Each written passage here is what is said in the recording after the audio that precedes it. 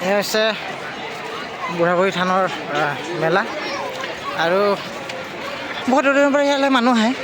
আৰু আমি আহিছোঁ বিশেষ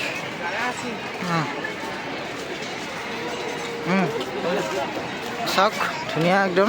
আৰু পাহাৰৰ ওপৰত মেলাটো হয় যিহেতু আৰু এখন গেট বুঢ়াবুঢ়ী উপজালৈ বুলি পূজালৈ স্বাগতম তো ধুনীয়া এটা গেট বনাইছে গামোচা জাপি দি পিনে ধুনীয়া লাগিছে দেখিব পাইছেনে